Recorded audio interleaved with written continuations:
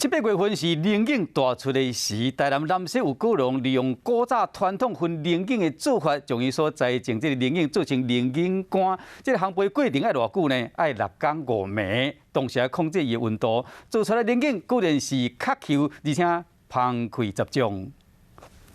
7、8月份是龙井大出的时阵，为了将这龙井的保存期延长，伫台南南西樟树农业的李玉伦利用古早的方式。培龙井过程真无简单，过程的话大概要6到7天，把那个果肉里面的水分慢慢的蒸散掉，那它的果肉会慢慢的紧实，要 Q 弹。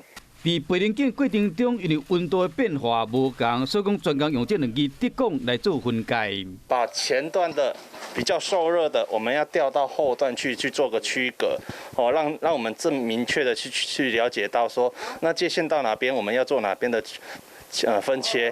那温度甲时间要安怎控制？伊讲这甲菜大细机有关系，免24小时拢有人伫遐咧顾火。那龙眼木的有大有小，那大的话，它可以一下子大概那燃烧时间大概可以撑10个小时。伊坚持用传统的做法，将7年来毋捌用过庄油，佮加点火来焙龙井。伊讲用古法焙出来龙井肉会较 Q， 气味嘛无共款。